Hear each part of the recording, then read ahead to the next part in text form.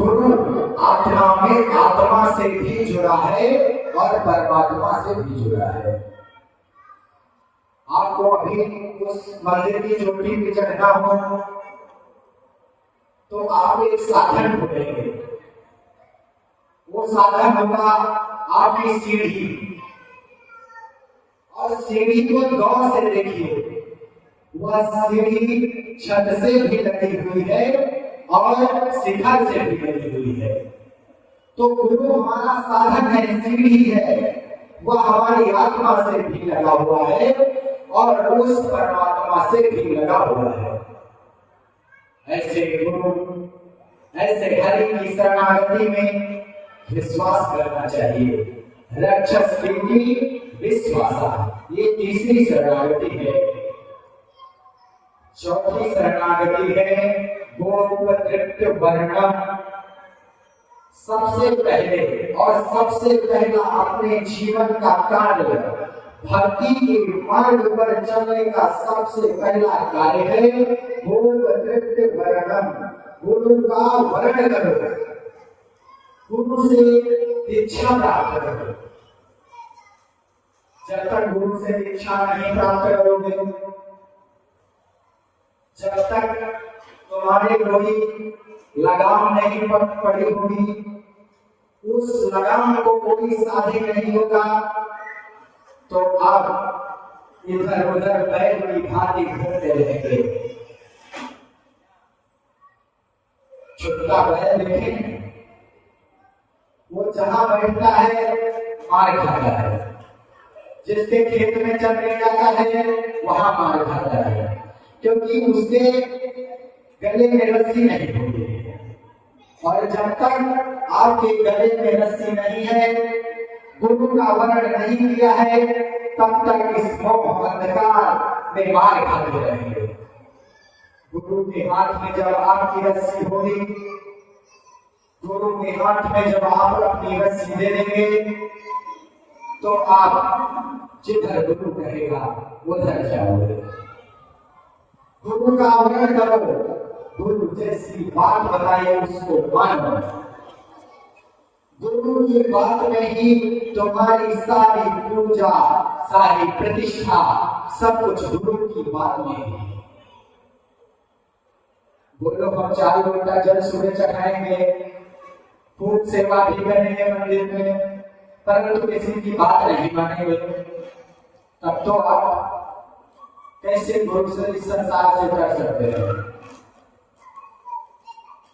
अभी तुम्हारी पत्नी तुमसे ये कहे कि मैं तुम्हारी रोज चरण सेवा करूंगी, तुम्हें रोज भोजन बनानी होगी, तुम्हारी संपूर्ण सेवा करूंगी,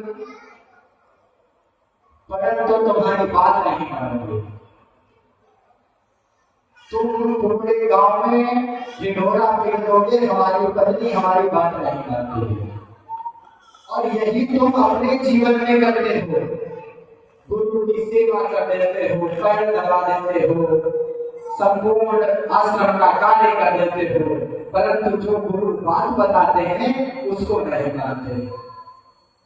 गुरु ने जो सेवा करने के लिए कहा है, उस सेवा को अपने जीवन में नहीं धारण करते। गुरु ने जो तुमसे कहा है उसको तुम अन्यथा ले लेते हो और अपनी मर्जी का काम करते रहते हो। इसीलिए गुरु जो भी बताए उस बात को अपने जीवन में धारण करो और गुरु का वर्ण करो। गोपतृप्त वर्णम, ये चतुर्थी शरणागति बताई गई है। और पंचम शरणागति का नाम है आत्मनिक्षेप। अपनी आत्मा को गुरु के प्रति समर्पित कर दो। अपनी आत्मा को गुरु के जीवन में डाल दो कि आज से सब कुछ तुम्हारा है। अपना आत्मदान कर दो और गुरु के द्वारा बताए गए ज्ञान से, गुरु के द्वारा बताए गए मार्ग से तुम अंतरंग व बाहिरंग दोनों प्रकार के पापों से मुक्त हो जाओगे। इसीलिए आत्मनिक्षेप कर दो, आत्मसमर्पण कर दो। जिसे ये नहीं करना है, जिसे इन बातों का पालन नहीं करता है, वो अपने जीवन में वैसे ही ठीक है जैसे वह रहता है। उसे पूजा करने का कोई अधिकार नहीं, उसे मंत्र जाप करने का कोई अधिकार नहीं, क्योंकि जब तुम गुरु की ही बात नहीं मानोगे, उस हरि की बात ही नहीं मानोगे, तो किसकी बात मानोगे? जिसका वर्ण, जिसको अपना हाथ पकड़ाया है, उसी की बात नहीं मानोगे, तो इस संसार में तुम्हें अंधकार की तरफ ले जाने वाले तुम्हारे ही आसपास पड़ोसी, तुम्हारे ही साथी हैं। इसीलिए गुरु को अपना आत्मदान कर दो, आत्मसमर्पण कर दो। यही पंचम शरणागति है, आत्मनिक्षेप।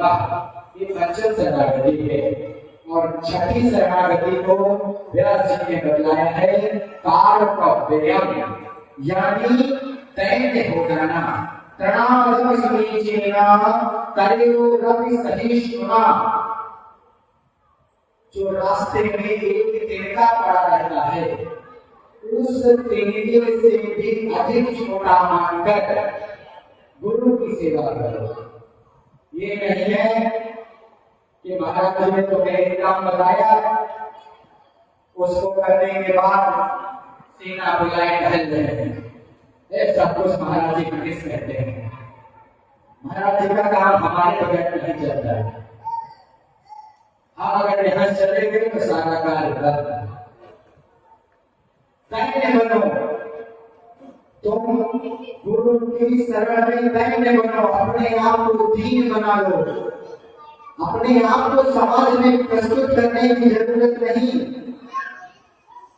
तुलसीदास जी ने रामचरितमानस की रचना सभी को समाज में बांटने के लिए नहीं की थी। उन्होंने स्वार्थ सुखाए, तुलसी रघुनाथ गाथा।